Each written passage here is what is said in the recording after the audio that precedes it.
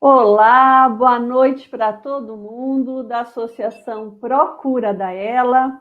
Hoje nós estamos aqui, eu, Ana Lúcia Chiappetta, fonoaudióloga, e a Tamara Elisa Braga, também fonoaudióloga, e hoje nós vamos falar sobre a atuação fonoaudiológica do paciente com ela hospitalizado. Gente, antes de começar, eu quero falar dos anjos da procura. Nós estamos vivendo uns dias difíceis, uns dias de pandemia, um dia onde todos estão necessitados de alguma ajuda. E nesses dias mais difíceis, a associação conta também com o apoio de cada um de vocês. Então, cada um de vocês, da associação, seus amigos, parentes, colegas, pode ser um anjo da procura. Você pode realizar uma doação mensal de até R$ 10 e, com isso, todos juntos, nós podemos auxiliar os pacientes da Associação Procura da Ela e nós estamos aqui contando com a ajuda desta família enorme que é a nossa associação. Agora eu vou apresentar a Tamara, que é uma querida, né, adotada, é uma filha adotada do coração. Então vamos lá, eu vou apresentar a Tamara Elisa Rocha Braga. Tamara está, neste momento, realizando o seu mestrado. Parabéns, Tamara. A Tamara é mestranda em Ciências Fonoaudiológicas pela Universidade Federal de Minas Gerais. É uma honra ter a Tamara conosco. Ela tem especialização em deglutição, em voz e fala, nas alterações neurológicas e oncológicas. Ela também tem o aprimoramento em fonoaudiologia hospitalar e é coordenadora do Serviço de Fonoaudiologia do Hospital Madre Teresa de Belo Horizonte, Minas Gerais, o qual já tive um prazer enorme de estar presente, conhecer o trabalho das meninas, um trabalho maravilhoso que a Tamara tem feito em Minas Gerais, no Madre Teresa. É membro do Comitê Científico da Associação Procura da Ela, também trabalha em outras associações. A Tamara também trabalha na Associação Amigos da Atrofia Muscular Espinhal, um trabalho muito lindo também com os pequenos, com as crianças de AME, né? E é membro do Departamento de Fonoaudiologia da SOMIT. Ou seja, nós estamos muito bem representadas. Fora isto, a Tamara é aquela amiga de toda hora, aquela fonoaudióloga que responde o Facebook. Então, assim, eu fico no bastidor e a Tamara na linha de frente. Então, toda vez que vocês têm uma dúvida, que vocês têm uma dificuldade, a Tamara está lá prontamente para responder as perguntas de vocês. Nós somos uma dupla, nos damos muito bem e estamos aqui hoje justamente para falar um pouquinho da nossa profissão e como nós podemos auxiliar os pacientes com ela. Vamos lá, Tamara? Agora é que você se apresente. Isso. Boa noite, pessoal. Estou muito feliz de estar aqui com vocês hoje, né, nesse nosso programa de sábado. Todo mundo preso dentro de casa, bonitinho, protegido, juntos e, ao mesmo tempo, levando conhecimento, né, atualização para todos nós. Então, estou muito feliz de estar aqui hoje com vocês. Ok, olha, Tamara, o pessoal já está chegando, então eu vou falar quem aqui eu já estou recebendo. Alice, Célia, boa noite, Vera Lúcia, Ademar, Enilton, Edna Maria, Marta, Jaime, o Jorge está dando o nosso apoio hoje ele que está na coordenação, Rosineide, Cleidilson, Loé Belinha, boa noite, Maracele, Vanderleia, ou seja, já estamos muito bem acompanhadas e, gente, é um prazer enorme. Ainda hoje eu estava também discutindo Não sei se quando você for falar, Tamara, da parte hospitalar, as pessoas também têm me perguntado muito sobre os aparelhos, que aparelhos que o paciente com ela pode utilizar, o que não pode, o que é recomendado, o que não é recomendado. Acho que hoje você também vai falar um pouquinho dessa parte hospitalar, mais para o fim da sua live, né? Então, as pessoas ficam muito na dúvida quem é o paciente com ela que chega no hospital, como ele chega, por que ele chega no hospital, como ele é tratado, assim, se ele vai para o hospital, o que ele pode, o que ele não pode, se ele vai ser indicado para uma traque, para uma gastro. A gente sabe que é muito comum também, no momento em que o paciente chega no hospital, muitas vezes precisando de uma traque, já querem fazer uma gastro, muitas vezes precisando de uma gastro, as pessoas se indicam uma traque, e às vezes ele nem tem indicação, né? Ele vai para o hospital por uma infecção urinária, por um outro, uma constipação abdominal, qualquer outra coisa que leve. Então, hoje nós estamos com a Tamara, ela tem uma experiência hospitalar muito grande, né? E nós vamos saber um pouquinho como que é este paciente com ela que chega no hospital, o que nós podemos oferecer enquanto este paciente está no hospital, que tipo de procedimento deve ser feito com ele. O que nós sabemos hoje também que poucos especialistas, mesmo nossos colegas fonoaudiólogos, físios, médicos, né, que até eles, nem todos têm experiência em paciente neuromuscular. E daí abre uma janela enorme de dúvidas, né? Como que eu trato? Como que eu faço? O que eu posso e o que eu não posso fazer? Está correto ou não está correto? Então, agora eu passo a palavra para Tamara. Tamara, a noite é sua. Muito bom. Então, muito bom. Vou então compartilhar. Vamos mudar para a tela da aula.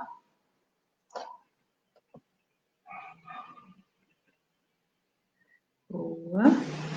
A telinha já está aí para vocês? Tá tudo certinho aí na imagem? Me dá só um feedback para eu saber. Tá ok, Tamara. Ótimo, então tá bom. Então vamos lá. Então, hoje a gente vai falar sobre atuação fonoaudiológica no paciente com ela, no contexto daquele paciente que está no hospital, do paciente hospitalizado.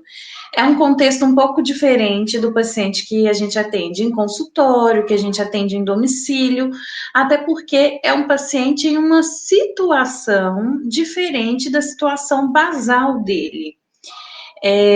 Hoje em dia, a gente sabe que o lugar do paciente é em casa, que todos os esforços têm sido para realmente a gente conseguir acabar com as situações das internações prolongadas, em que os pacientes precisam de ficar nos hospitais porque são dependentes de ventilação, e a gente tem, né, e uma das bandeiras da Procura, uma das ações que a Associação Procura da Ela mais faz é realmente tentar auxiliar esses pacientes na deshospitalização, para que esses pacientes tenham, né, direito aos aparelhos, para que assim eles tenham sua liberdade para retomar aos seus lares, né, aos seus domicílios. Então, a intenção hoje em dia, né, é que esse paciente vá, se trate, né, da demanda que o acometeu para ter que ir ao hospital, mas que realmente não existam mais, né, os pacientes que a gente chama de residentes, né, os pacientes moradores do hospital. Né, não é uma situação muito fácil, a gente sabe que, infelizmente, em vários locais desse nosso país, isso ainda acontece, né, os pacientes ainda ficam restritos aos hospitais, exatamente pela ausência do suporte de ventilação mecânica no nível domiciliar. Mas, quando a gente vai pensar, né, na hospitalização, a gente sabe que não necessariamente é a gravidade da doença, ou seja, não é uma evolução propriamente dita da doença que leva o paciente ao hospital. Na verdade, são algumas situações que levam esses pacientes a serem hospitalizados. Os fatores mais comuns para esses pacientes serem hospitalizados estão sempre muito relacionados ao estado nutricional, à disfagia, ou seja, o grau da dificuldade de deglutição, a ineficiência da proteção da via aérea desse paciente, a falência respiratória e a ocorrência de infecções. Esses são os quadros mais comuns que levam os pacientes a serem hospitalizados.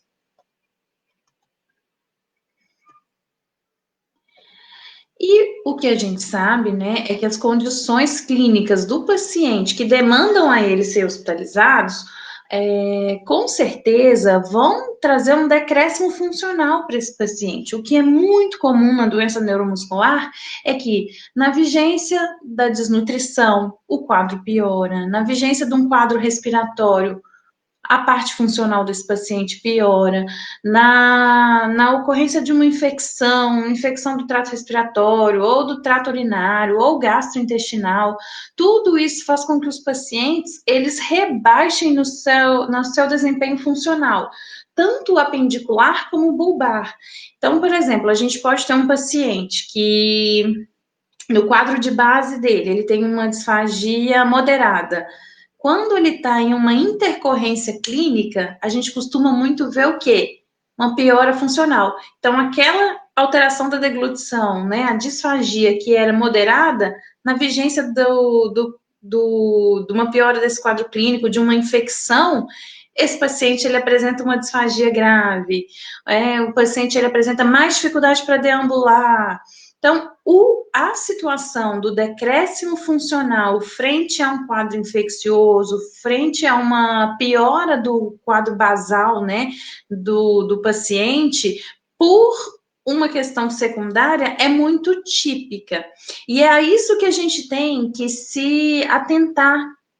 E a gente vai chamar muita atenção a isso dentro do contexto da internação hospitalar, que a gente tem que sempre pensar que o que o paciente está apresentando ali, naquele momento, pode estar sendo piorado por um quadro clínico adjacente. E, como fonoaudiólogo, ele é um profissional, membro da equipe multiprofissional dos hospitais, e o que a gente tem cada vez mais lutado, né, cada vez mais pleiteado, buscado mostrar a importância da presença do profissional fonoaudiólogo no ambiente hospitalar, dentro das unidades de terapia intensiva, ou seja, dentro das UTIs, e também dentro dos atendimentos nas unidades de internação dos hospitais, né, nas enfermarias, nos apartamentos, nos quartos, né, dos andares que os pacientes ficam internados. Infelizmente, não é uma realidade que ainda é absoluta, né? A gente tem, infelizmente, muitos hospitais que ainda não contam com a presença do fonoaudiólogo como membro, né, da equipe multi, mas as sociedades científicas, né, dentro da fonoaudiologia, têm lutado cada vez mais por essa valorização e pela inserção do fonoaudiólogo no ambiente hospitalar. E dentro do ambiente hospitalar, né, os serviços que contam com a presença do profissional fonoaudiólogo, a grande maioria da demanda fonoaudiológica dentro de um hospital está relacionado à disfagia, né, ou seja, a dificuldade da deglutição, esse transtorno que acomete o encaminhamento do alimento, do gerenciamento das secreções, ou até mesmo do manejo, né, dessas secreções, onde impede que o alimento ele possa vir, né, da cavidade oral até o estômago. Qualquer alteração nesse trajeto, então, reforço, né, retomo aqui o pensamento, seja medicamento, seja alimento, sejam líquidos, seja as próprias secreções, quando qualquer manuseio destes entre a cavidade oral e o estômago sofre algum grau de de disfunção, a essa situação, a esse problema, a gente chama de disfagia. Então, qualquer alteração nesse nível vai enquadrar dentro dessa situação da disfagia, e essa é a grande demanda hospitalar, né? Não que o fonoaudiólogo dentro do hospital, ele não trabalhe também com a voz, com a fala, com a linguagem, né, com os processos de comunicação, isso não pode ficar esquecido, mas acaba que a grande demanda é mesmo a disfagia, e muitas vezes, né, o que leva a equipe médica a solicitar uma avaliação fonoaudiológica dentro do ambiente hospitalar está sempre muito relacionado à disfagia. E essa avaliação, ela vai ser realmente imprescindível, até porque já é sabido, né, que a esclerose lateral amiotrófica, dentre, né, as suas manifestações, principalmente nos quadros com acometimento bulbar, a gente vai ter a disfagia entre os sintomas que já são próprios da esclerose lateral amiotrófica.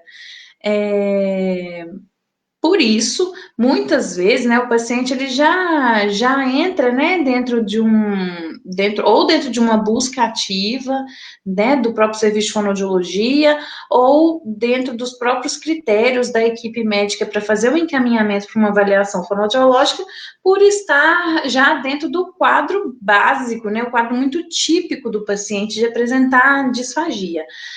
E aí a gente tem que pensar, ok, a disfagia, ela é um quadro comum, né, que se apresenta, né, nas disfunções bulbares nas pessoas que tenham esclerose lateral amiotrófica, mas a gente tem que lembrar aquela condição que eu estava falando lá atrás. Esse paciente, ele não está no seu quadro basal, ele não está do mesmo jeitinho que ele é em casa, quando ele está com o quadro clínico dele todo estabilizado, ou seja, existe um fator complicador. E muitas vezes, as alterações respiratórias, né? Então, tanto por infecções respiratórias, né? Seja do trato respiratório superior, né? Uma gripe pode levar o paciente a ser hospitalizado exatamente pela gravidade do quadro neuromuscular relacionado à respiração que esse paciente já apresenta. E por isso, a gente tem que se atentar muito de que a avaliação fonoaudiológica desse paciente, principalmente dentro do contexto hospitalar, ela não pode dispensar uma atenção maior ao quadro respiratório desse paciente.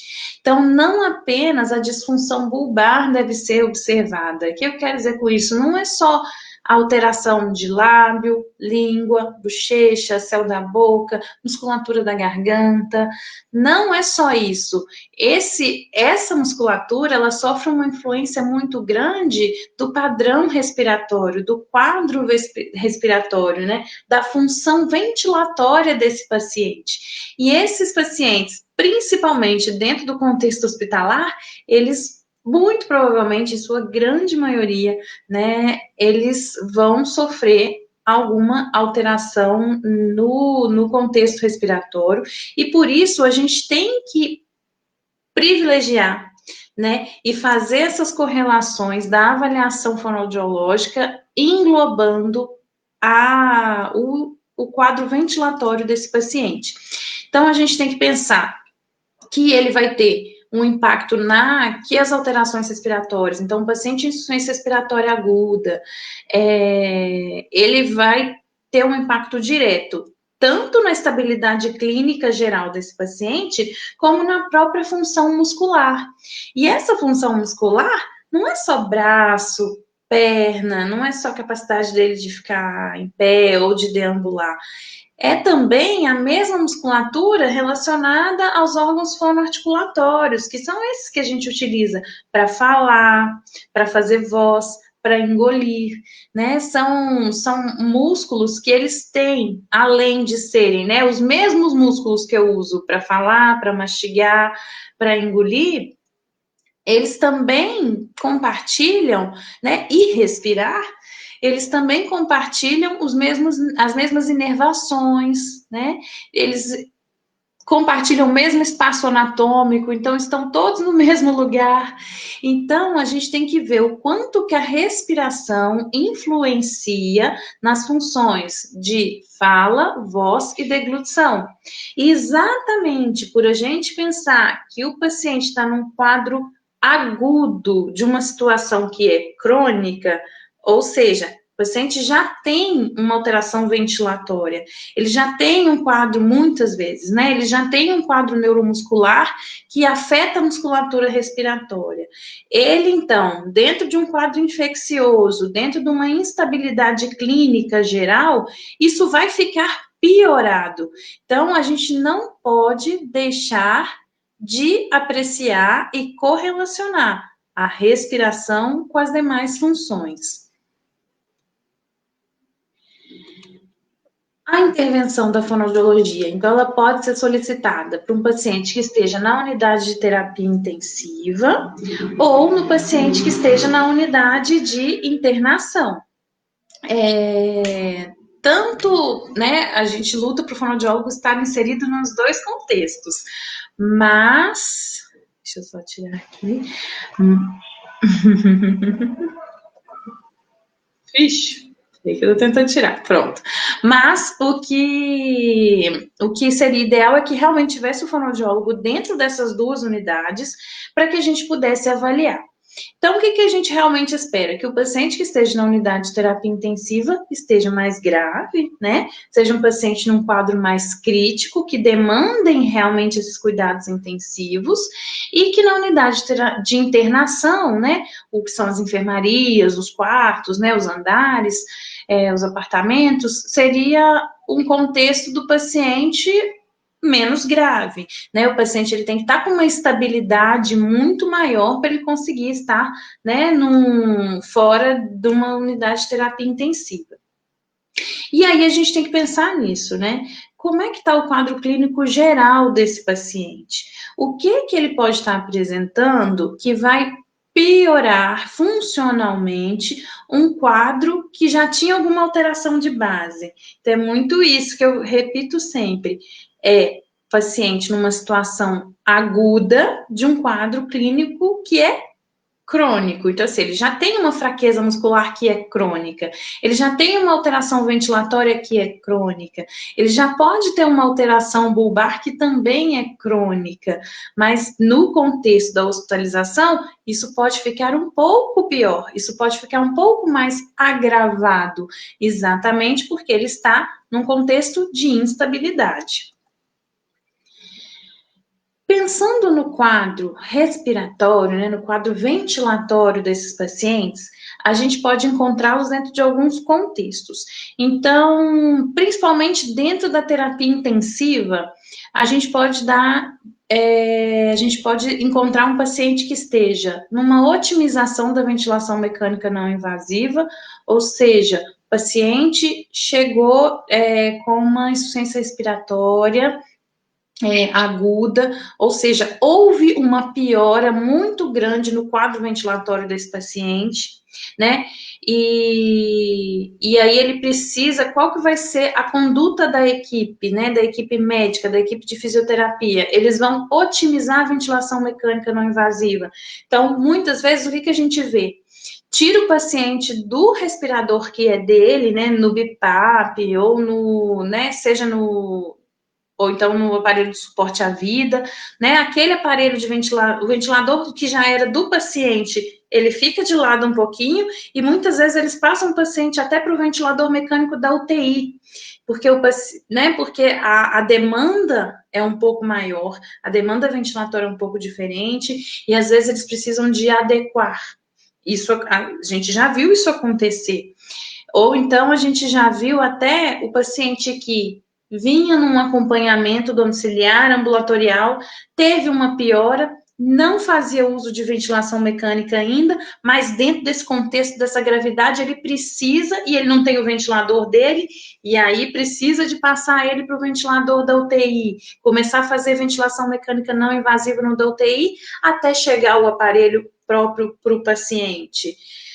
Ou então, às vezes, a gente vê mesmo o paciente com o aparelho que é dele, lá na UTI, mas de uma forma muito mais intensa, com o médico conferindo, com a fisioterapia em cima. E aí a gente pensa, um paciente com uma demanda de ventilação muito maior, um paciente num quadro agudo de uma situação que já era crônica, ou seja, ele está agravado da sua normalidade.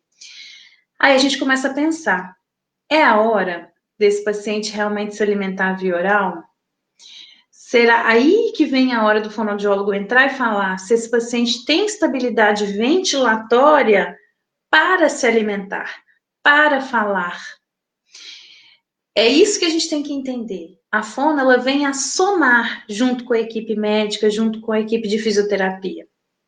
Óbvio que eu não vou entrar lá no box, né, do paciente para poder falar qual que tinha que ser o parâmetro da ventilação dele, ou qual a demanda ventilatória que ele apresenta naquele momento. Não é uma questão disso, mas é eu entender qual é o quadro ventilatório desse paciente, para saber o quão seguro está esse paciente fazer via oral nesse momento.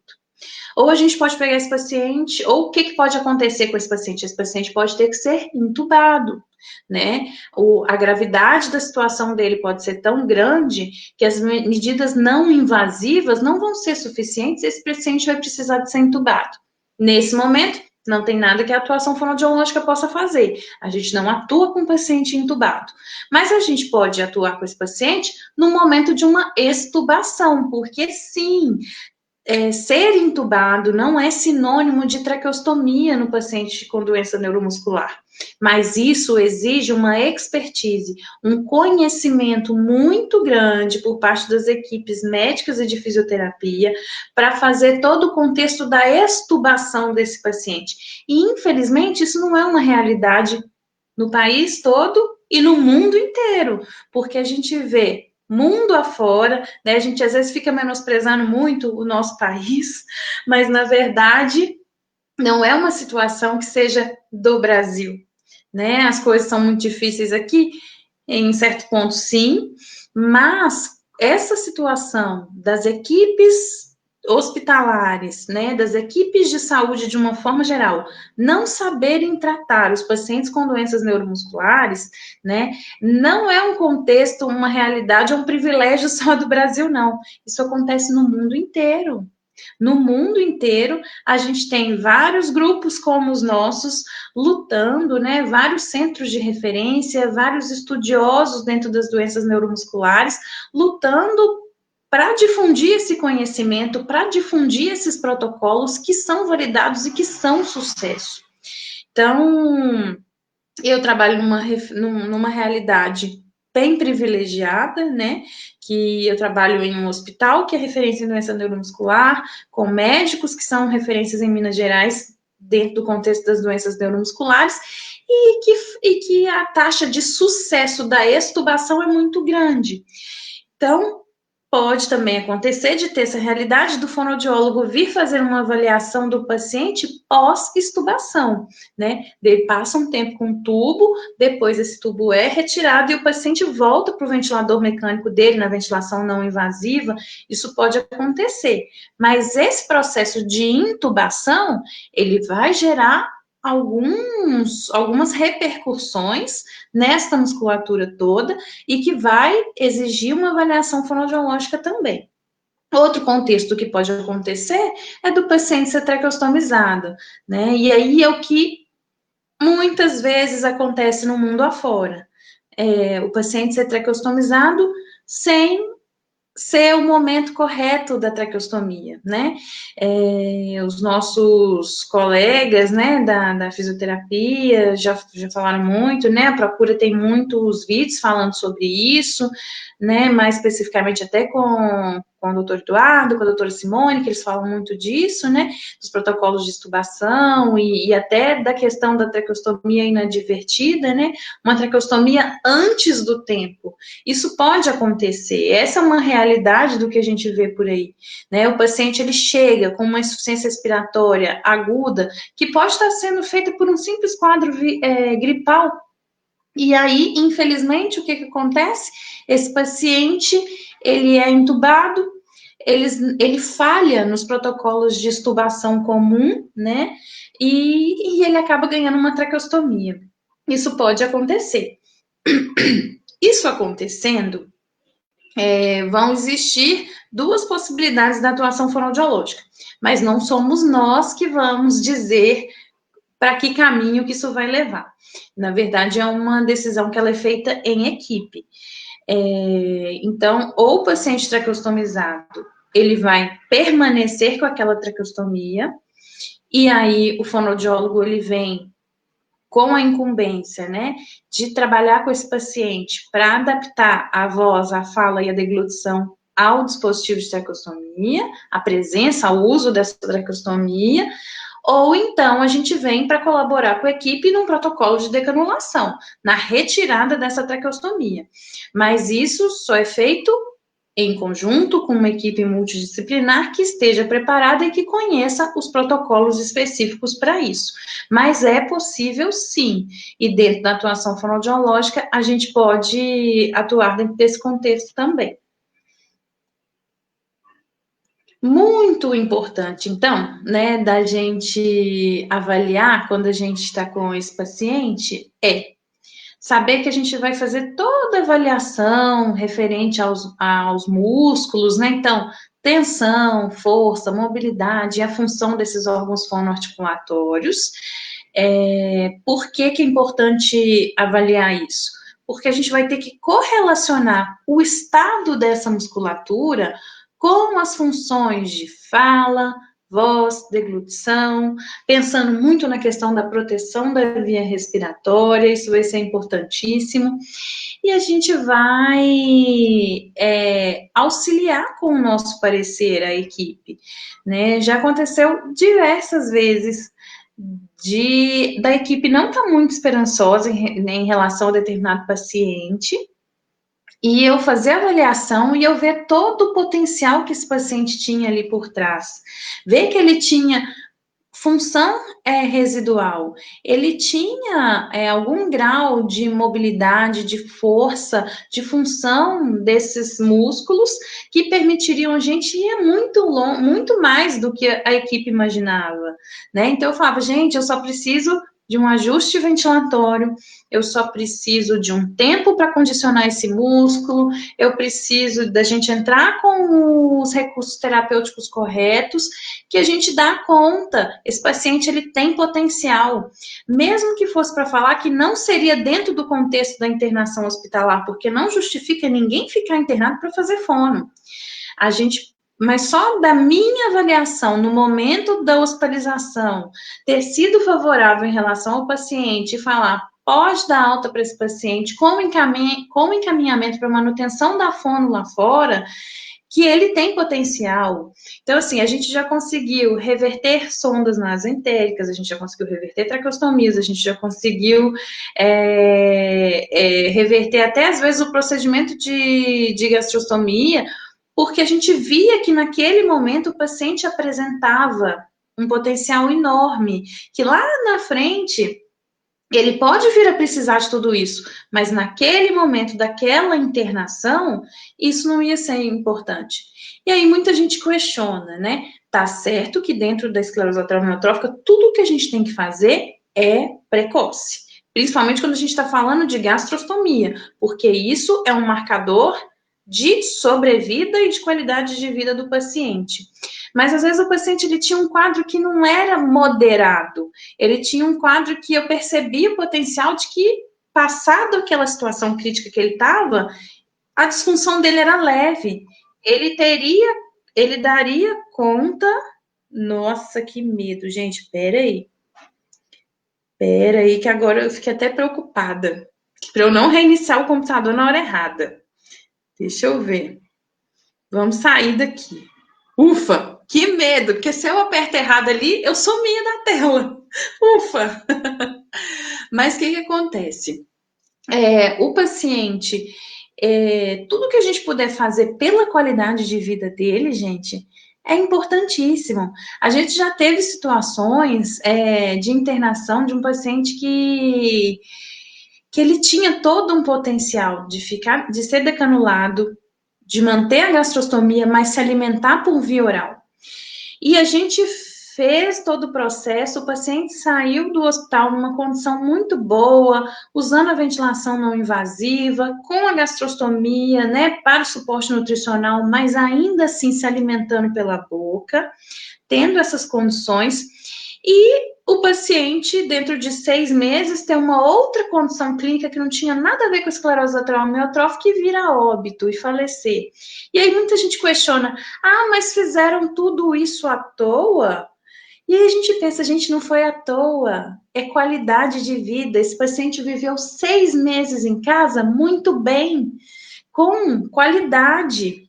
Então, a gente não tem que pensar pequeno, a gente tem que pensar sempre nisso. Segurança, né? O paciente, a gente nunca pode deixar o paciente em risco, então o paciente tem que ter segurança, mas o fator qualidade de vida, ele tem que ser muito considerado em todas as situações, em todas as instâncias dos cuidados. E dentro, né, das nossas funções, ali dentro do que a gente vai avaliar, a gente vai observar muito a correlação da respiração com as demais funções do sistema sensório-motor oral. É aquilo que eu falei. Esse paciente está num quadro piorado. Na grande maioria das vezes, é a alteração ventilatória que é o que mais grita dentro do quadro desse paciente. E inúmeras vezes também, gente, eu já peguei o contrário. Avaliar um paciente que ainda não estava em ventilação, ver que ele tinha musculatura que daria conta de uma alimentação por via oral, mas ter que conversar com a fisioterapia e com a pneumologia para falar com eles. Gente, na hora que vocês otimizarem a parte ventilatória, eu vou entrar de novo no caso. Né? Então, nesse momento, às vezes eu avalio o paciente para falar isso. Não é o momento da intervenção fonoaudiológica. Ele precisa de otimizar a nutrição, ele precisa de otimizar a parte ventilatória. Então, vou deixar a nutrição, a físio e os médicos fazerem a parte deles, para quando ele tiver essa estabilidade, eu retomar para inserir a via oral. Já aconteceu também.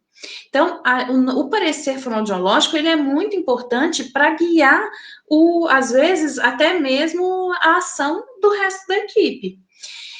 Se atentar muito à questão da condição muscular desse paciente e da fadiga, que tem a ver também com o quê? Com o quadro respiratório desse paciente.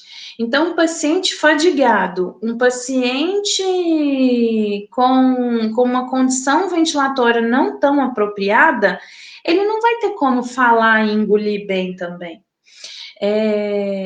Então, observar que, às vezes, a fadiga muscular pode ser um fator que esteja vindo atrapalhar as demais funções desse paciente. Considerar, que é isso que eu estava falando agorinha, o momento atual do quadro clínico do paciente. É mesmo mais ideal para via oral? Por exemplo, ele precisaria de uma sonda temporária? Como eu dei um exemplo aqui. A gente sabe que, né, o protocolo melhor é a indicação precoce da gastrostomia, mas eu posso ter um paciente que está internado, que está com um quadro ventilatório muito instável, ele pode estar na vigência de uma infecção respiratória, então vamos falar que ele está com uma pneumonia, né? Mas eu vejo que ele tem condição de, no futuro, quando esse quadro estiver estabilizado, se alimentar por via oral, porque eu vejo que ele não tem um quadro grave, né? Ele não tem uma disfagia moderada, ele não tem nenhum quadro grave de disfagia, só que nesse momento, se alimentar pela boca fica impossível, porque ele está muito instável clinicamente. A gente já indicou uma sonda nasentérica temporária, aguardou a estabilidade do quadro infeccioso, aguardou a otimização do quadro ventilatório e esse paciente saiu do hospital sem sonda, se alimentando por via oral. Porque, na verdade, não era a disfunção bulbar, não era isso daqui. Era o restante do quadro clínico que estava influenciando. Então, a gente conseguir fazer essa diferenciação, né? A gente tem que ter esse olhar de saber que não vai ser só uma boca, não vai ser só a laringe, não vai ser só o pulmão, vai ser o conjunto disso tudo junto. As funções trabalhando em harmonia é que vão construindo a minha avaliação fonoaudiológica. Outra situação também é orientar a equipe multidisciplinar sobre critérios para via alternativa de nutrição definitiva, no caso a gastrostomia. Lembrando que o paciente que, do ponto de vista fonoaudiológico, já apresente, né, um marcador, que seria a disfagia moderada, do ponto de vista fonoaudiológico, ele já tem indicação de uma via alternativa de nutrição definitiva, de uma gastrostomia, o que não significa que ele vai se alimentar só pela gastro, às vezes ele pode ter uma condição de via oral associada, mas disfagia moderada já é um fator para indicação da gastro.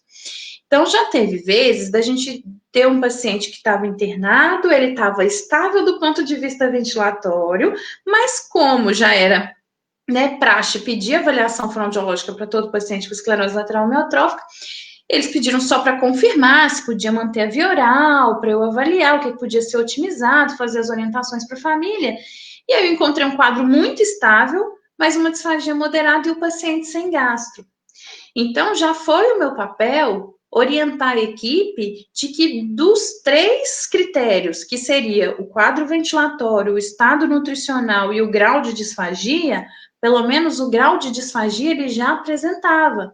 E o que a gente tem, né, que tem sido apresentado, né, em todos os simpósios internacionais que o Jorge e a Alessandra foram, eles sempre trazem para a gente falando muito sobre isso, né, que os melhores guidelines, os melhores protocolos de atendimento ao paciente com esclerose lateral amiotrófica são esses que consideram a ventilação mecânica não invasiva precoce, né, o mais cedo possível, assim como também a indicação da via alternativa de nutrição precoce. Então, o paciente já saiu do hospital com a gastrostomia porque eles viram que estava no momento correto. A gente agiu preventivamente. Então, mais uma vez, a importância da atuação fonoaudiológica. Participar de forma ativa junto aos demais membros da equipe multidisciplinar na adaptação da ventilação mecânica não invasiva. Então, vamos passo a passo.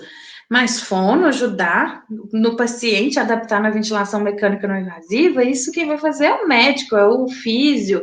São eles, primordialmente eles, mas a gente também tem muito a contribuir, né? A gente ensinar o paciente que a forma com a qual ele controla e movimenta os músculos da boca e da garganta influenciam na forma de como ele recebe essa ventilação é importantíssimo. E às vezes isso acontece, de eu ter dentro do ambiente hospitalar o paciente sendo adaptado na ventilação mecânica não invasiva e eu auxiliar a equipe a trabalhar com esse paciente para ele receber melhor, para ele se adaptar melhor à ventilação.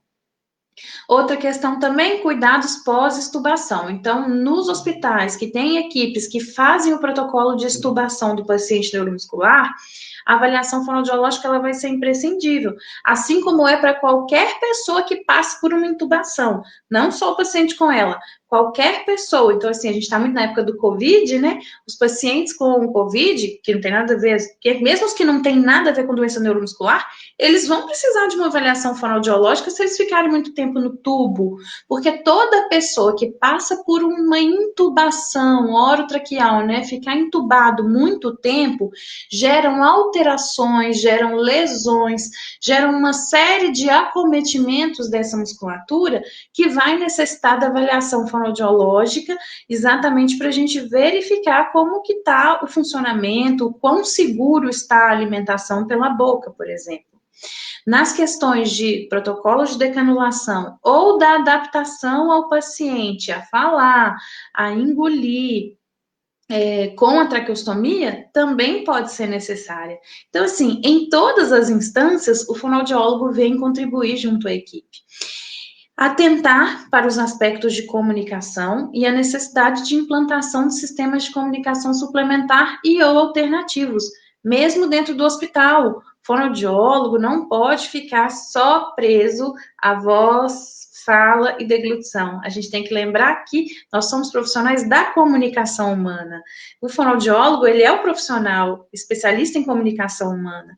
E a gente não pode deixar esse paciente incomunicável, né? Então, seja ele utilizando uma traqueostomia ou ele na ventilação, né, não invasiva, esse paciente, ele precisa de ter direito à comunicação. E aí a gente vir com as tabelas, né, vindo com, implementando algum sistema de comunicação para esse paciente, é importantíssimo que a gente faça isso. A gente também precisa de lembrar, né, que existe um efeito ruim do desuso. Principalmente dentro da terapia intensiva, a gente fala de uma condição que chama fraqueza adquirida na UTI. Então, pelo paciente estar num quadro clínico mais grave, muitas vezes restrito ao leito, então isso vai gerar ao paciente uma imobilidade, isso vai gerar ao paciente uma alteração da função muscular que vai somar na fraqueza muscular que ele já tinha antes. Então, se antes ele tinha 1x de fraqueza, com a própria hospitalização, ele pode sair de lá com 2 ou 3 ou 4x de fraqueza. Então, a gente não pode esquecer disso, que também auxilia a piora funcional que o paciente vai estar apresentando naquele momento. Então, a gente lembrar que tempo de sonda nasentérica, então vamos lá. Falei lá atrás que já teve paciente que temporariamente eu orientei ficar com uma sonda pela gravidade que ele apresentava naquele momento. Só que eu não posso me esquecer que a ausência da alimentação pela boca e a alimentação restrita pela sonda também gera desuso dessa musculatura. Então, não significa que eu deixei o paciente para lá e só voltei lá na frente. Durante esse tempo, eu fiquei ali o tempo todo, fazendo terapia diária com esse paciente. Exercício para lábio, língua, bochecha, deglutição de saliva, um gelinho, um gostinho. Mantive essa musculatura ativa para o momento que fosse ideal para a reintrodução da via oral. São condições diferentes. Então, usar traqueostomia, passar por uma intubação, não se alimentar pela boca, tudo isso acrescenta no quadro funcional desse paciente, favorece essa piora, e eu tenho que lembrar que o desuso é o grande vilão. Não posso deixar essa musculatura em desuso. E, graças a Deus, desuso a gente reverte. A gente não reverte o que já é evolução da doença. Então, o que o paciente já realmente evoluiu dentro do quadro da esclerose lateral amiotrófica, infelizmente eu não consigo voltar atrás, mas eu consigo adaptar. Eu consigo criar estratégias para otimizar a função. Mas o que é de desuso, a gente consegue recondicionar o músculo, a gente consegue trabalhar um pouquinho para ter uma melhora funcional. E é isso que vem nesse próximo tópico. Tentar diferenciar o que é sequela da condição e o que é disfunção basal do paciente.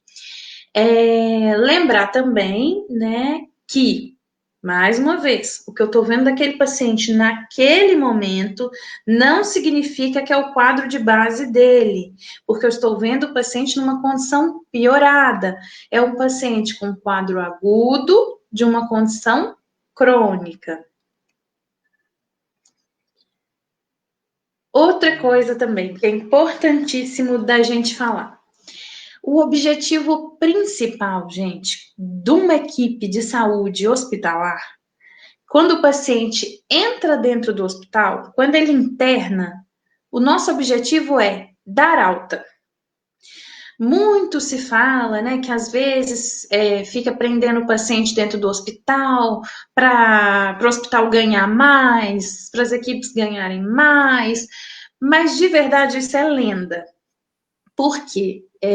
Para um hospital privado, por exemplo, quanto mais tempo de internação o paciente tem, pior é para ele, porque os convênios não pagam da mesma forma que eles pagam na internação curta. O sistema de saúde, a remuneração dentro da saúde, ela tem mudado muito, gente. E hoje em dia, os convênios, eles prezam muito mais pela qualidade. Então, existe todo um cuidado, porque realmente ninguém quer explorar o paciente dentro para ele ficar mais tempo para você ganhar mais. Então, assim, vamos falar o seguinte: o convênio paga 5x nos primeiros dias de internação. Essa internação, quando ela vai ficando prolongada, quando vai ficando muito tempo de Alô, Tamara, internação... você está me ouvindo? Oi, Tamara. Tô sim. Tô sim. Oi. Tamara, eu vou fazer algumas perguntas, porque pode ser que você fica com elas na cabeça e continue respondendo agora que você vai falar um pouquinho de terapia, tá bom? Tá. Então, olha, temos a Maracele e a Cristina, elas têm uma queixa em comum, que é a boca seca. A Maracele, ela fala que ela usa BiPAP e que ela acorda com a boca muito seca, inclusive com uma dificuldade muito grande de deglutir a saliva e podendo até engasgar com essa saliva. E, ao mesmo tempo, a Cristina fala assim, pois é, mas eu nem uso o BiPAP e eu também tenho esta queixa de boca seca. Então, a gente poderia falar um pouquinho, já que você fez essa inter-relação entre ventilação, nutrição, tá? E como está o quadro fonoaudiológico, poderia falar um pouquinho também da importância da hidratação na avaliação agora desses pacientes que você vai avaliar beira-leito, no hospital ou mesmo a domicílio, e como é importante a hidratação para que não tenha essas queixas de rolhas, de placa, de boca seca, associada à fraqueza dessa musculatura que muitas vezes faz com que esse paciente, estando em ventilação não invasiva ou não estando mesmo com tráqueo, ele acaba ficando mais com a boca aberta, com uma postura, né, dessa língua no soalho bucal, favorecendo essa secura de papila que eles tanto reclamam. E fora também... E fora também, né, que a gente tem que lembrar que a queixa oposta, ela também é muito frequente, e às vezes isso a gente presencia muito no ambiente hospitalar também. O paciente, a secreção demais, o excesso de saliva. Muitas vezes entram-se com as medicações que têm um efeito xerostômico, então elas vêm para quê? Para secar essa saliva. E às vezes a queixa contrária vai acontecer, vai secar tanto, vai ficar tão espesso que o paciente vai sentir a boca seca, que o paciente vai achar que está mais difícil de manipular essa secreção. Então, é mais uma coisa que a gente tem que se atentar, que também acontece muito dentro do ambiente hospitalar. E daí vem em relação à pergunta de uma fonoaudióloga, eu acho que é Fona Keila Albuquerque, que ela fala assim, como o fonoaudiólogo pode trabalhar para maximizar a tosse deste paciente? Então, é justamente, acho que é um problema diário, né, rotineiro nosso, da equipe neuromuscular, que muitas vezes seca tanto a saliva, né, tantas medidas xerostômicas neste paciente, formando essas rolhas, essas secreções espessas, que daí eu preciso entrar com assistente de tosse. Então, eu acho que essa é uma briga nossa, né, no atendimento, que às vezes vale mais a pena uma saliva mais fluidificada que uma saliva muito espessa, para que eu consiga hidratar, nebulizar, não ficar tão dependente, às vezes até do próprio assistente de tosse, porque é muito mais fácil limpar uma secreção mais fluida que uma secreção muito espessa. Então, eu só deixei esses temas porque eles têm um link em comum. E agora você vai estar falando, e eu vejo que a queixa geralmente é isso, né? Como administrar? Como administrar essa boca seca? Como administrar esses engasgos, como administrar essa saliva. Tomei muitas medidas xerostômicas, não tomei, vou entrar com assistente de tosse, vou entrar com nebulização. Então, eu acho que isso é importante, porque mesmo o paciente que é um quadro crônico, estando em um momento com um quadro agudo, neste momento hospitalar, ele está mais débil e muitas vezes isto, na verdade, agrava, né? Enquanto ele está no hospital, assim que ele sai do hospital, muitas vezes ele sai mais agravado. E ele fala, poxa, agora nem a saliva eu consigo deglutir, como que eu faço? Então, eu vou me ausentar novamente, eu estou aqui no bastidor, adorando a aula, curtindo adoidado, tá? Tá muito, muito boa mesmo, mas agora eu passo a palavra para você, para que você possa abordar esses assuntos que tanto incomoda os nossos pacientes e os nossos colegas. Sim, pode tirar a minha tela, Jorge, que agora eu volto a palavra para a Tamara. Boa. Então, boa. Vamos ficar com isso aí porque está dentro disso aqui, dentro do papel do fonoaudiólogo na equipe. Então, só para fechar o que eu estava falando, gente, o objetivo principal das equipes de saúde dentro do hospital é preparar esse paciente para alta, desde que ele entra dentro do hospital. Então, aquela visão antiga, que interessante era manter o paciente, né? Antiga e desonesta, né? De que tinha que deixar o paciente muito tempo internado para ir ganhando mais no hospital. Isso não é verdade, porque, na verdade, a remuneração do sistema de saúde atual é que quanto mais o paciente fica dando despesa dentro do hospital, menos o hospital recebe dos convênios. Então, a realidade do particular, né, da rede privada, é essa.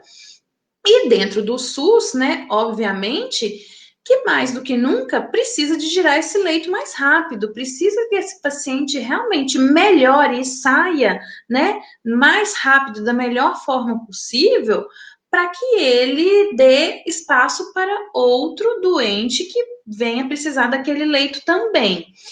Então, assim, é importantíssimo que a gente entenda que, principalmente, o fonoaudiólogo que acompanha a procura, que faz as nossas capacitações, né, que entra em contato com a gente, que estuda, né, que procura entender mais sobre doença neuromuscular, a gente tem uma responsabilidade a mais, porque às vezes a gente vai trazer para essa família, para esse paciente, para esses cuidadores, ou até mesmo para a própria equipe que a gente trabalha com ela, informações que são preciosas e que eles não sabiam. Isso pode vir a acontecer também. Onde a gente vai trazer informações que eles não escutaram. Então, a gente já acontece todo dia, gente, de internar um paciente com esclerose lateral amiotrófica lá com a gente, e aí a gente fala assim, trouxe o ambu? O que é ambu? Não, nem a fisio, nem a fono, nem os médicos que acompanham no domicílio, ninguém nunca falou sobre isso. Então, olha como é importante a gente ser propagador dessas informações preciosas que a gente recebe.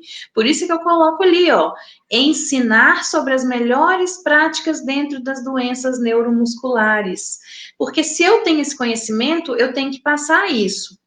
E por que eu falo que desde que ele entra, o objetivo é a alta? Nós temos que trazer essas famílias, esse paciente, esses cuidadores, para os cuidados desse paciente. Então, eu não vou chegar e simplesmente fazer um exercício e sair.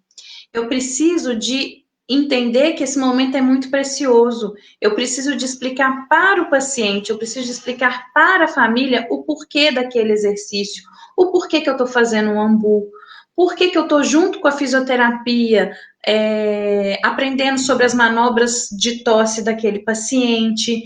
Eu preciso de trazer essa família para o cuidado. Eu preciso de orientá-los para que quando eles saiam dali, eles tenham os conhecimentos que precisa. E aí eu puxo sempre a sardinha para o nosso lado aqui. Esses pacientes, eles sempre saem sabendo da procura, recebendo nossos panfletos, nossas orientações. Já falo para todo mundo, entra no Facebook agora.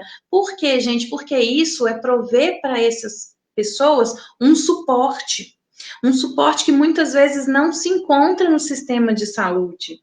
Então, a gente propagar, a gente ser multiplicador dos conhecimentos que a gente tem dentro do grupo são importantíssimos, importantíssimos. Então, orientar os pacientes, familiares e cuidadores sobre os cuidados com via oral, otimização da comunicação, realizar encaminhamento para manutenção da fono. Muito importante isso, gente. Eu vou avaliar o paciente ali dentro, eu vou orientá-lo, então a gente vai descobrir manobra que ele precisa de fazer para deglutição, a gente vai definir qual que é a consistência correta, qual que é a melhor consistência para a alimentação desse paciente. A gente vai orientar sobre o posicionamento desse paciente, a gente vai orientar sobre higienização oral, sobre os cuidados que tem que ter com a cavidade oral. A gente vai avaliar questão da saliva, a boca está seca demais, a secreção está espessa demais, ele não dá conta de manejar, exatamente porque está muito espessa, ou está abundante, fluida demais, ele não consegue ter controle. A gente vai conversar com a equipe médica para ver sobre a prescrição de um xerostômico, mas ao mesmo tempo a gente tem que manter essa cavidade oral hidratada, que foi o que foi comentado aqui agora. A tosse desse paciente é imprescindível até mesmo para as condutas fonoaudiológicas, né? Esse paciente tem proteção de via aérea, a tosse dele tá boa, e dentro do contexto hospitalar, então, que a gente está falando, né, dessa incoordenação respiratória, dessa fraqueza muscular acentuada, a gente pode ter uma redução temporária do pico de fluxo de tosse desse paciente. A via aérea pode estar menos protegida do que estaria na condição normal desse paciente. Então, os pacientes já saem de lá. Ou, o ideal é que o paciente já saia com a indicação, né? Igual eu falei, eu fico numa situação um pouquinho mais privilegiada pela equipe que eu trabalho com ela. Então, normalmente, o paciente já sai do hospital com todos os pedidos para os convênios, né? Existe até a realidade da deshospitalização, da gente só realmente encaminhar esse paciente para o domicílio depois que ele já tenha um ventilador e o aparelho de tosse em casa, para poder dar continuidade aos tratamentos que foram iniciados dentro do hospital. Então, a gente ensinar essa família a trabalhar junto com a físio, né, ensinar para eles o que eles vão fazer num eventual engasgo com alimento, engasgo com saliva, né, todos esses cuidados, eles são imprescindíveis, da família já sair orientada. A terapia, como que ela deve ser feita, o uso do ambu, não só para as técnicas de reexpansão pulmonar, mas utilizar essa reexpansão pulmonar dentro do contexto dos exercícios fonoarticulatórios, trazendo benefício para a deglutição também a gente ensina. E todas essas melhores práticas. Então, assim, às vezes é a gente que vai apresentar o paciente a esse mundo dos melhores cuidados dentro da doença neuromuscular. Então, é imprescindível que a gente esteja, né, alinhado com as equipes, mas que a gente seja esse multiplicador, esse propagador dos conhecimentos básicos dentro da doença neuromuscular. Vou passar para as considerações finais, mas na verdade a gente vai entrar no momento de responder as dúvidas e aproveitar, né, a presença da minha mentora, da minha mestre, da minha mames 2 ou 3, né, que são 3, não posso esquecer, a minha mãezinha, dona Viail, querida, não posso esquecer dela, nunca, tem que falar sempre dela em primeiro lugar, e as duas que estão assim, as outras duas que estão juntas no segundo lugar, a Cris e a Ana, né? Então, assim, aproveitar essa minha segunda mãe aqui, que tá no mesmo patamar da Cris, viu? Para não dar briga, viu, gente? Então, minhas considerações finais. Conheça todas as teorias, domine todas as técnicas, mas ao tocar uma alma humana, seja apenas outra alma humana. Então, que a gente não perca a humanização dentro do cuidado, não só hospitalar, mas o cuidado geral, né, com os pacientes, né, que a gente possa trazer para eles, né, não só o conforto do cuidado correto, das orientações precisas, mas também o acolhimento da alma, né? Eu brinco que trabalhar em um hospital é a oportunidade de você ser a melhor coisa no pior momento daquela pessoa. Né? Então, assim, outra coisa que eu brinco também é que quem gosta de hospital é quem trabalha lá. Ninguém quer ficar internado, né? Põe a gente no lugar do paciente para ver se a gente não está doido para ir embora de lá. Então, a gente tem que entender que os pacientes, as famílias, né, os cuidadores, eles estão num momento de estresse, estão num momento de medo, de preocupação, principalmente agora, né, no contexto da pandemia.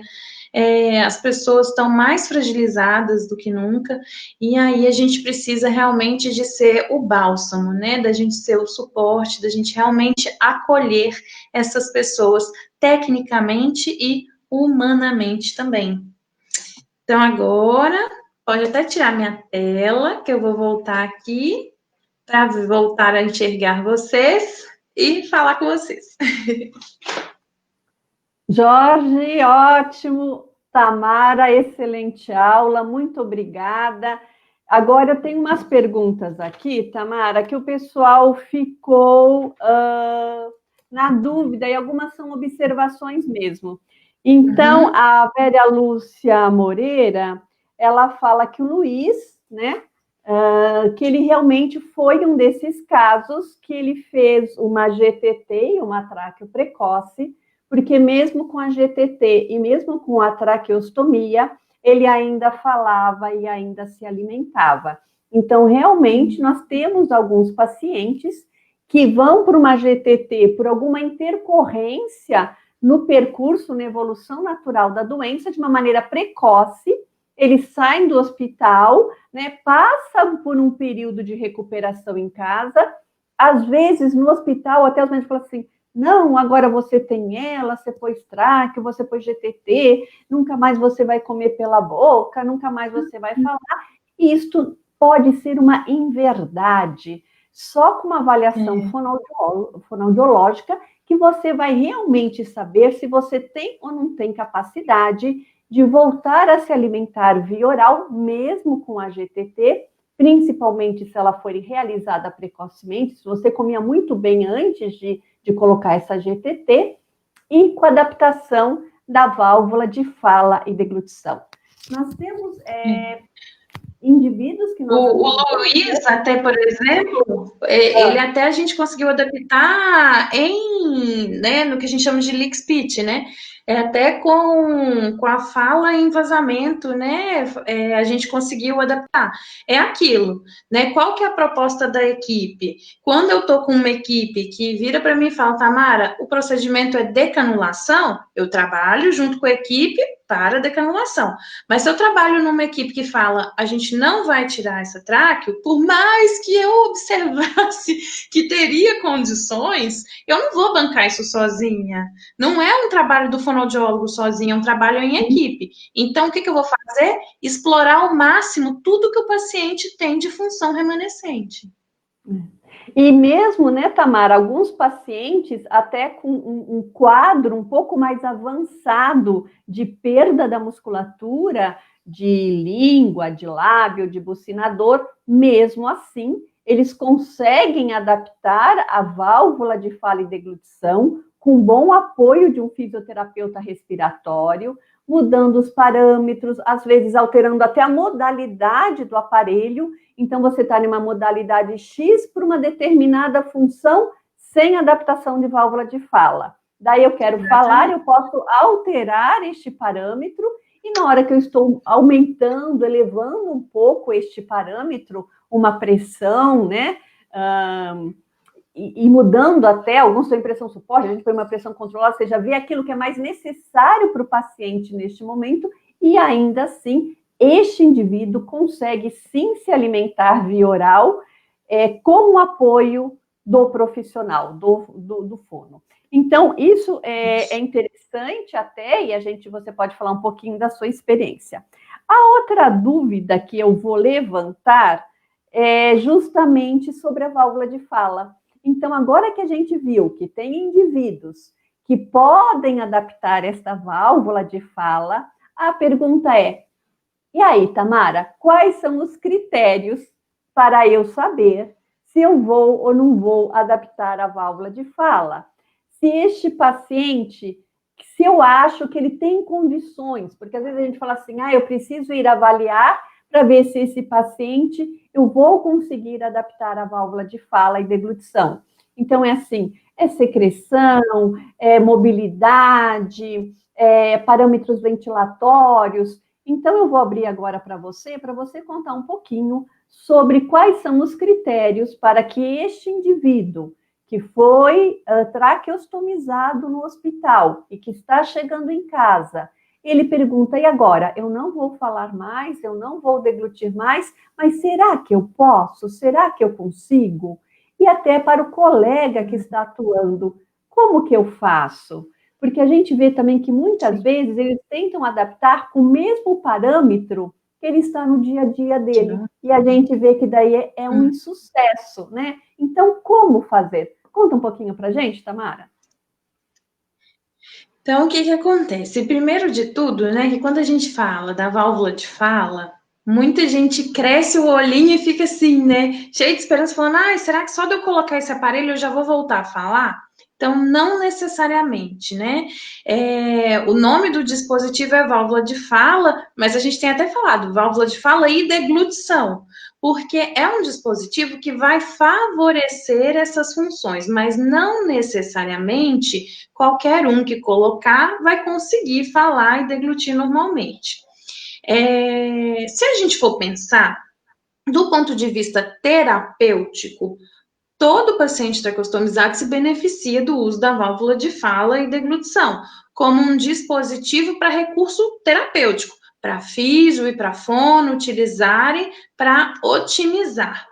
Mas para pensar, né, no resultado mesmo, que é o que as pessoas querem, né, conseguir falar e conseguir deglutir, isso depende. Então, o paciente, ele tem que ter o mínimo, né, de manejo de secreção. Então, não pode ser um paciente que tem uma macroaspiração, não pode ser um paciente que tenha uma quantidade muito grande de saliva sendo broncoaspirada. Então, isso já é um fator, né, a questão da gravidade, né, do grau de proteção de via aérea que esse paciente pode ter. Esse paciente não pode ter nenhum fator obstrutivo, então esse paciente ele não pode ter uma corda vocal mais medianizada, ele tem que ter uma patência de via aérea, tem que ter o ar tem que passar aqui pela garganta e subir, né, para a boca, para as caixas ressonantais que a gente tem. Outra questão é que, então, a válvula de fala e deglutição, qual que é o papel dela? Desviar o fluxo expiratório, então, trazer, né, para a cavidade oral todo o ar que sai do pulmão, sem ter perda pela traqueostomia. Então, ela faz um direcionamento do fluxo aéreo para cá. Mas para eu falar, para eu engolir, eu preciso de ter essa musculatura trabalhando de forma que consiga realmente fazer a voz, realmente fazer os movimentos para deglutição. A gente vai encontrar pacientes com algum grau de alteração aqui, né? Mas a terapia, o trabalho em conjunto da físio e da fono vão permitir adaptações dessas funções, vão permitir explorar o que esse paciente ainda tem de função remanescente. E o que e do ponto de vista ventilatório, a Ana falou certinho, uma das questões que mais chegam para a gente a gente tentou colocar a válvula, ou então eu vejo até a fono falando. Eu cheguei, aí desinsuflei o balonete, coloquei a válvula e não deu certo. Mas por que não deu certo? Que é porque o paciente ele tem uma necessidade ventilatória associada. A válvula, ela vai gerar um grau de resistência e uma alteração do modo do ventilador trabalhar. Principalmente porque a válvula... Também, né? Exatamente, a válvula de fala que a gente usa, né, acoplada na ventilação mecânica, ela faz com que o ar não volte mais para o respirador. Todo o ar que o respirador manda para dentro dos pulmões, ele vai sair por aqui. E aí, o ajuste ventilatório que o fisioterapeuta fez não foi para isso. O ajuste que o fisioterapeuta fez foi para manter o paciente ventilando. Entra e sai ar, entra e sai ar, entra e sai ar. Eu ponho uma questão que já gera uma resistência e ainda tenho todo um direcionamento do fluxo aéreo para a via aérea superior, isso gera uma alteração. Então, a adaptação da válvula de fala precisa ser feita físio e fono. Quando eu desinsuflo o balonete, eu já gero uma alteração naquela programação que o fisioterapeuta fez. Quando eu coloco a válvula de fala, eu também gero uma alteração. Então, precisa de ser um trabalho em conjunto. Tamara, eu acho importante lembrar que a maioria dos nossos aparelhos de suporte à vida, de ventilação total, eles têm mais de um modo. Então, geralmente, fica um modo, o número 1, né? Quando o paciente está sem a válvula de fala, e daí a gente põe no 2 para com o paciente com a válvula de fala, e os parâmetros são alterados para quando ele está utilizando a válvula de fala e deglutição, e o fisiorrespiratório, ele é quem vai estar programando o aparelho e ver o quanto com a válvula de fala está gerando em volume, como que está a frequência respiratória do paciente, qual foi a melhor pressão utilizada. Então, isto é um trabalho minucioso, é um ajuste fino, personalizado, e cada paciente vai ter o seu parâmetro ideal, né? Mas a primeira questão que a gente tem que lembrar também é, de novo, a secreção, né? A gente conseguiu limpar o paciente daquela secreção para desinsuflar, né, o balonete com segurança. Então, isso também tem que, acho que, ser questionado quando você vai realizar a adaptação da válvula de fala e deglutição. Excelente. E também não adianta colocar... Eu também estou falando que o contrário também. Não adianta o fisioterapeuta fazer todo o ajuste bonitinho se esse paciente não souber lidar com esse fluxo aéreo aqui. Então, da mesma forma que a fono não consegue sozinha, o físio também não consegue sozinho. Também não. Porque quem ensina o paciente a manejar esse fluxo aéreo aqui é o fono. Então, por isso é que tem que ser em conjunto. E bem lembrado mesmo, por isso que a gente primeiro começa treinando a fonação, né, antes de oferecer o alimento para o paciente, para ver se ele tem uma sincronia com o aparelho. Então, inicialmente é treinado a sincronia, a respiração, fonação. Assim que ele entra em sincronia com esse novo padrão ideal para ele, que está gerando um volume adequado, numa frequência adequada para ele, né, que ele não está sendo necessário elevar muito a frequência para manter esse volume, só então que a gente vai treinar com alimento. Então, é um treino em equipe, é um treino muito preciso para cada indivíduo, tá? Não dá para fazer uma colinha, olha, fulano fez assim, vai dar certo com ciclano. Não.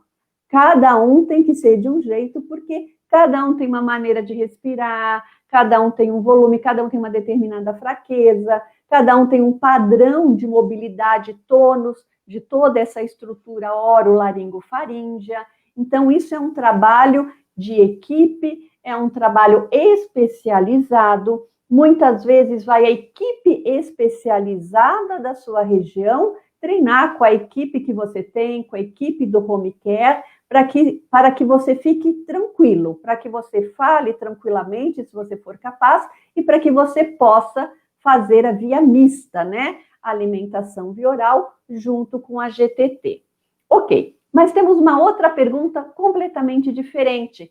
Alguns pacientes estão falando assim, mas a queixa que me incomoda, olha que engraçado, é de neurônio motor superior, as pessoas estão perguntando sobre o travamento mandibular, sobre o trisbo, sobre morder a língua, às vezes chegando até contar um caso aqui que chegou a morder a língua, daí teve coágulo, engoliu, aspirou aquele sangue, acabou indo para a UTI. Então, é assim, qual é a diferença do paciente com ELA flácido, do paciente com ELA espástico? E o quanto que essa espasticidade interfere em suas atividades de vida diária, na sua alimentação e principalmente no travamento mandibular. Não só no travamento, até para diminuir a higiene oral, para morder uma língua, para morder um lábio, como realmente no trismo, que chega em alguns pacientes, inclusive quando não é muito trabalhada essa musculatura,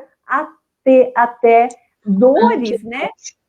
Da articulação temporomandibular e até zumbido. Eu já tive pacientes que chegaram a ter zumbido por conta de tanto apertamento que tinham. Então, vamos lá com você, separando o paciente flácido do paciente espástico.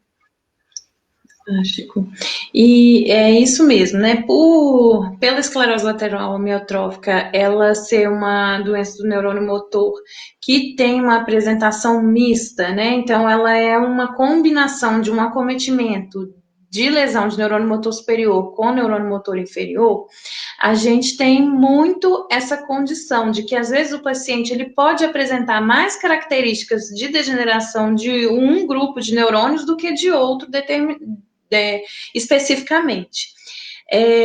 Quando a gente pensa, né, de uma forma geral, o que os dois acometimentos têm de comum? Fraqueza.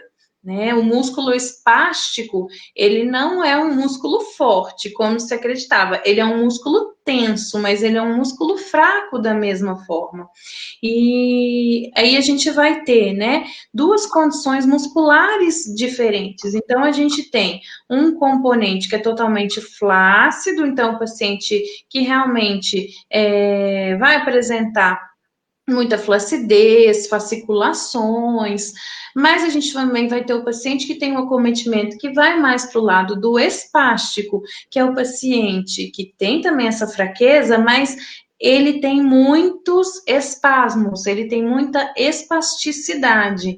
E essa situação, ela é complicada até, porque assim, é um reflexo. Então, esses pacientes eles têm muito reflexo exaltado. Então, o que acontece?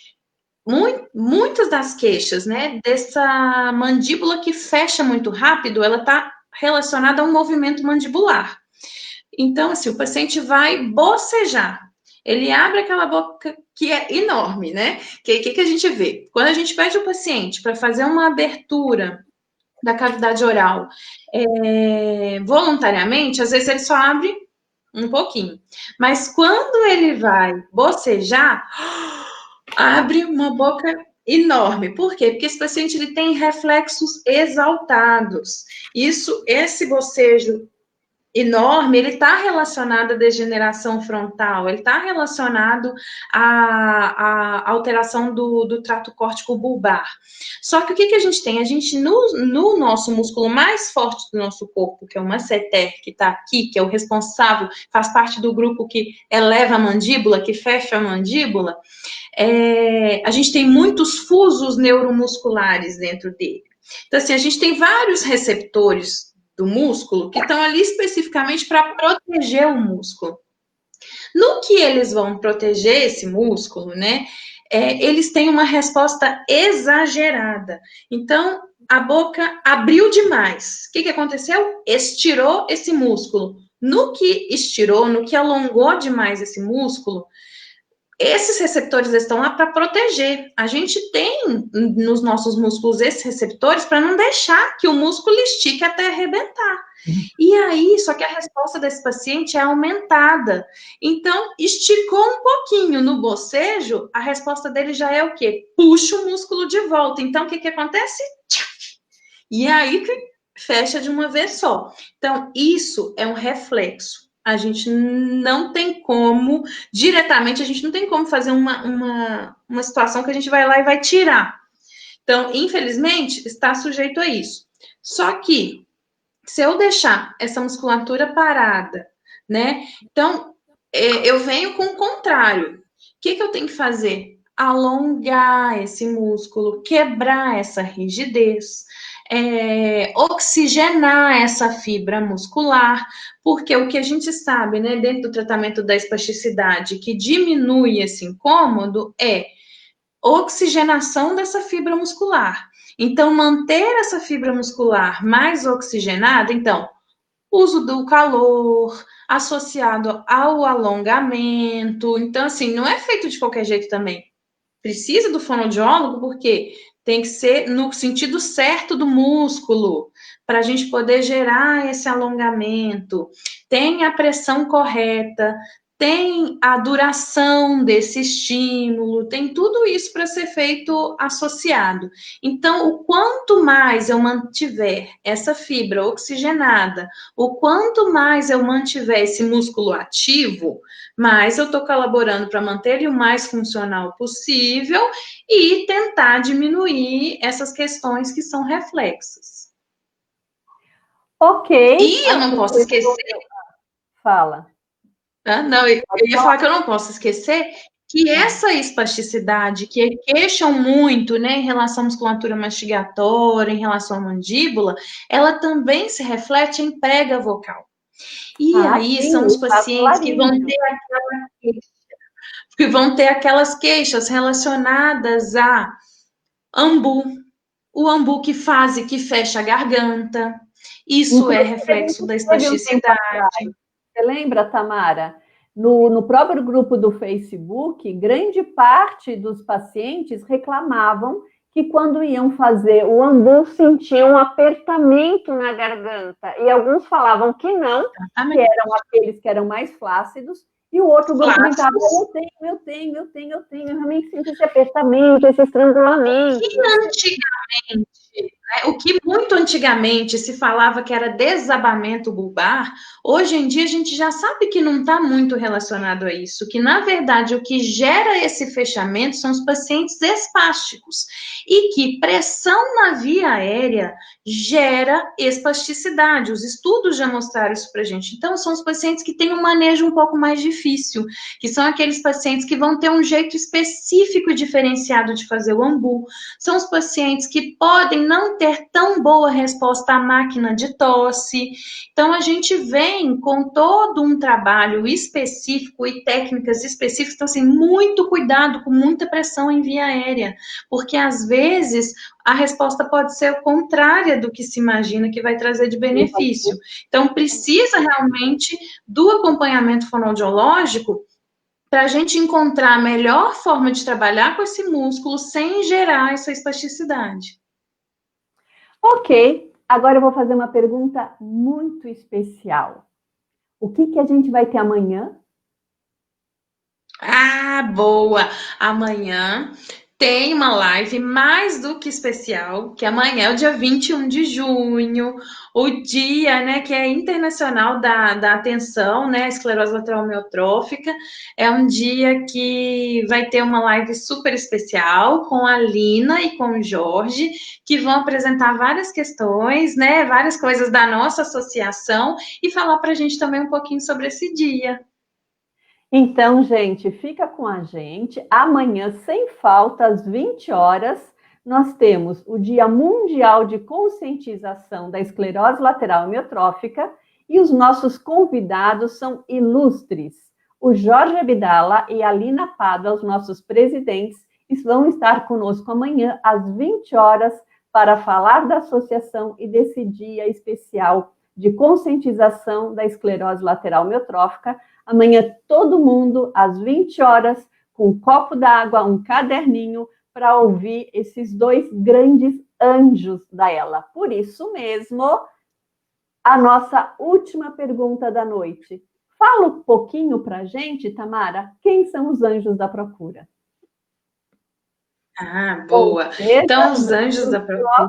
Do nosso trabalho agora, né, que são os anjos da procura. Então, eu termino e daí você já fecha a nossa live falando um pouquinho agora dos anjos da procura. Vamos lá?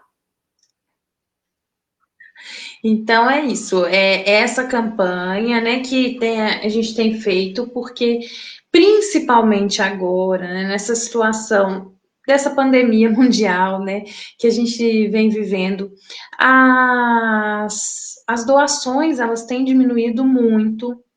E a associação, ela vive de trabalho voluntário, né? Então, assim, todos nós profissionais somos todos voluntários e todos os trabalhos assistenciais que a Procura realiza, elas vêm de doações, né? Vêm dos eventos, né? Então, evento não está podendo mais fazer. Então, muitas das nossas ações, elas ficaram limitadas, e é por isso que veio a campanha do anjo, né, dos anjos, para realmente tentar aumentar o número dos nossos colaboradores, né, das pessoas que estão fazendo dos doadores, exatamente, né? Das pessoas que vão abraçar a causa junto com a gente, fazendo as doações dentro das possibilidades que elas possam, né? Mas, gente, toda doação ela já faz uma diferença enorme, porque de pouquinho em pouquinho a gente vai conseguindo arrumar um ambu para um paciente, ajudar a manutenção dos aparelhos que a gente já tem, que estão com os pacientes.